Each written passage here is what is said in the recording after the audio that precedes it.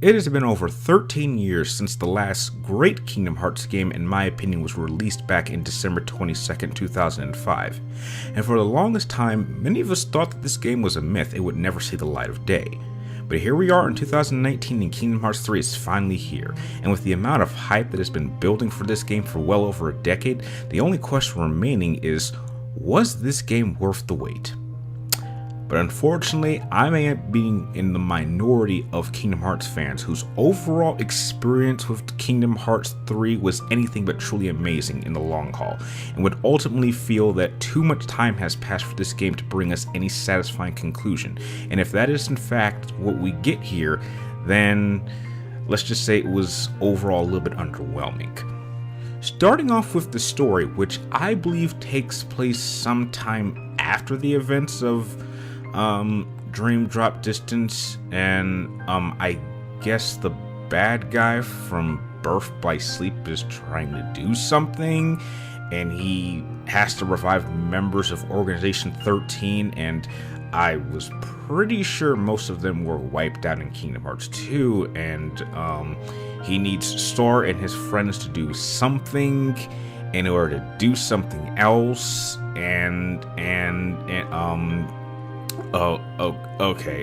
You know what? I give up. I can't hide it anymore. For whatever story is presented in this game is a complete and utter mess. It is a total disaster. This has got to be one of, if not the most confusing plots I have ever encountered, and I have played through most of these games in this franchise and have seen just about every single explanation video on YouTube going over the Kingdom Hearts timeline, and I still don't have a damn clue what's going on here. There is a fine line between explaining a storyline and understanding a storyline, and I am convinced that after Kingdom Hearts 2 was released back in 2005, this franchise's plot went off a damn cliff, and the writers are just screwing with the fan base ever since, making things up as they went along, and I am only now starting to realize it. Things got so bad with this game's plot that I actually started having problems because it was actually ruining my understanding of the only games in this franchise that I thought I understood 100%, but apparently I don't know them at all.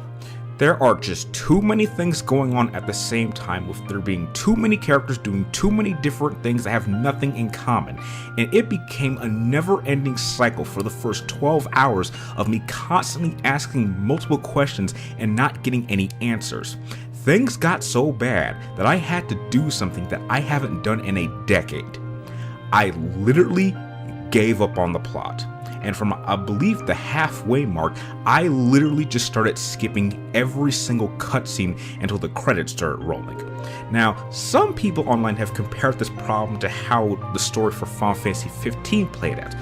But at least with Final Fantasy 15, they managed to release all the information you would need to know going into this game around the same time as the official release of the game. And with the DLC content coming out later to fill in some of the gaps, I can say that that story made a lot more sense.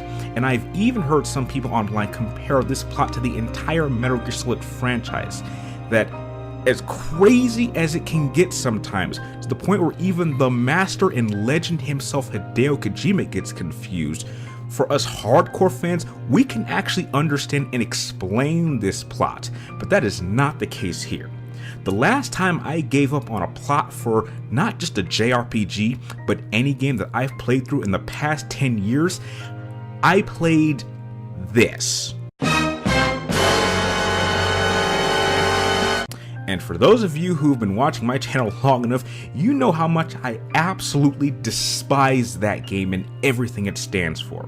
And where this game's plot completely fails, the gameplay was the only thing that kept me going and was the only driving force that brought me any amount of joy and entertainment. Now, compared to the past games in the Kingdom Hearts franchise, Kingdom Hearts 3 is going through a serious upgrade since 2005, and just like any game that has a strong RPG aspect added to it, this game became immediately addicting for me to play. The style of gameplay presented here works exactly as it has been since the very beginning of the series, so for us old school fans like myself, you will be able to immediately jump in, and this game runs somewhat even faster than it had been in Kingdom Hearts 2, with a few changes added to make the combat feel even more intense. One of the biggest changes presented here this time around is that instead of being able to change Sora's forms, which allowed him to use multiple Keyblades at once, every Keyblade that you collect throughout this game has different forms that allow you to change the Keyblade's physical form and allows you to deal even more damage to your enemies at a much faster rate and feel even more powerful than the Keyblade is in its current form. And in these alternate forms, it ends with a massive, powerful super finisher attack that will automatically activate once the form expires. And on top of that, you can actually carry up to 3 different Keyblades at once and switch between them at any time, granting you even more options. Another addition that was added to the combat system this time around is that when you build up a high enough combo, you can actually summon a Disney ride to deal even more damage to all the enemies within the area, and visually they are just impressive to look at. When it comes to your companions Donald and Goofy, they obviously had to return, but this time instead of having to choose to leave one of them behind and replace them with a specific hero character for each world that you visit, you actually have access to use all of them at once, which means that at a maximum you can have a total of up to 4 allies fighting alongside you at once.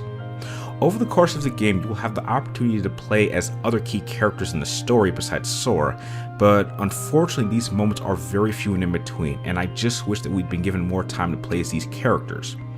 Now, as much as I enjoyed playing this game in its current condition with all these improvements, they do unfortunately have a slight downside to them, and it's a tiny issue that practically I've seen almost no one online express, and that is the fact that with all these additions and all these options being open to you in combat, it has made this game easier than ever, so much so that even on the hardest difficulty, Proud Mode feels somewhat easy.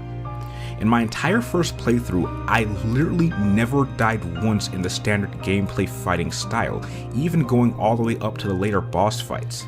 However, that still did not stop me from having a very enjoyable time playing this game.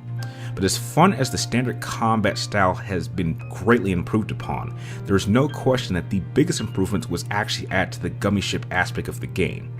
This time you will have complete control to fly your gummy ship between worlds and to visit these vast galaxy areas that have plenty of gummy ship missions, treasures and materials to collect, enemies and challenging bosses to test out your piloting skills, and there are even plenty of extra activities that will give you plenty of hours of enjoyment. Like any JRPG, there is money to collect to buy items and equipment, materials to collect to synthesize, etc. I can honestly say that if one refuses to waste their time on the so-called plot, this game is the type of game that anyone, even new fans, can easily pick up and start enjoying. Now visually, this game is absolutely stunning to look at, and without question is the best looking Kingdom Hearts game to date. With all of the new worlds to explore, the attention to detail is truly breathtaking, and even with so much happening on the screen, it still managed to maintain its sharpness.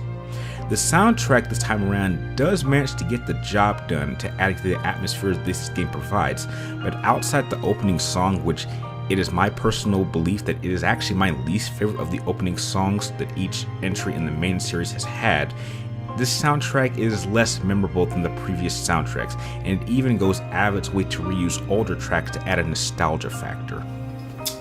Now, I'm pretty sure because of my personal viewpoints on the story or plot lack thereof in this game, I'm sure to get some thumbs down below. But I'm not backing down from this. The plot to this game was a complete and utter mess, and it was built upon a foundation of other incoherent and confusing storylines.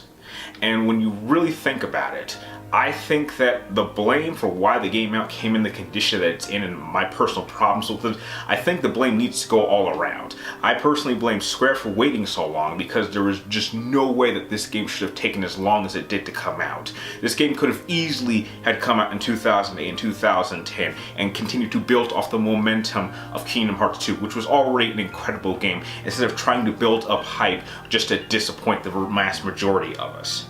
But again, I didn't hate this game. Gameplay was excellent, despite a lack of challenge. But moving forward, this game has kind of killed any sort of interest I would have in a Kingdom Hearts 4. Because if this is the standard to how long we have to wait for a real sequel in the main series of games, there's a legitimately good possibility that some of us will be in our late 30s, possibly early 40s, before we should expect a Kingdom Hearts 4. And that's just ridiculous. And I don't want to hear this crap saying, oh, they were too busy. They couldn't have released this game any sooner. They were just too busy. That is complete crap. Because Final Fantasy X, Kingdom Hearts 1, and 10-2, all AAA titles that sold millions of copies, were all released within a 2-year period. So I don't want to hear this crap saying that they were busy. This game should have come out 10 years ago. It should not have skipped an entire generation. And then outside of visuals, there was no reason why Kingdom Hearts 3 could not have been released in the condition that it's in, just slightly lower visuals on the PlayStation 3. And I'm upset about that, because I wanted to love this game. I really did. I wanted it to kind of try to simplify everything that had happened. Because up until that point, all of these side stories were just making the series more confusing. And it didn't have to be this confusing. And on top of that, there's another cardinal sin that this game commits that a lot of people don't seem to care about. And that is the complete lack of Final Fantasy characters.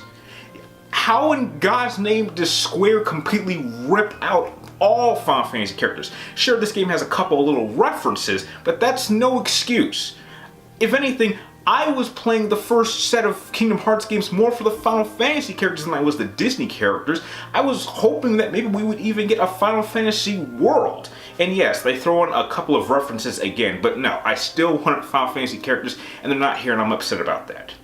But again, for the last time, I do not think that this is a bad game. I had a lot of fun playing this game, and I did eventually go back and watch the rest of the cutscenes on YouTube, and yeah, the story just, it doesn't work for me.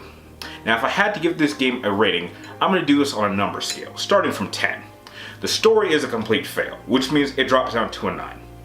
You remove Final Fantasy characters, or pretty much all of them, which drops it down to an 8, and though the combat system is highly addicting and fun, it removes the challenge factor, which means I'm going to minus half a point. So, with that said, if I had to give Kingdom Hearts 3 a final rating, I have no choice but to give it a 7.5. Now, if you end up enjoying this game on a much higher level, or think it's one of the greatest games ever, or it absolutely lived up to the hype, or if it was well worth the 13, almost 14 years wait, that's perfectly fine. But for me, I'm a big fan of Kingdom Hearts. I had a lot of hope that this thing would fix all of the problems that the series has presented over the years, and it simply didn't do that. And despite having a lot of fun playing this game, I was slightly disappointed. But again, those are just my personal thoughts. If you happen to play this game, share your thoughts with me and everyone else in the comments down below. And don't forget to like and subscribe to keep track of me in my future videos. And also press one of the links in the description down below to follow me on Twitter if you want to message me directly. So with everything said, I want to thank you guys for watching. You're awesome, and I will see you next time.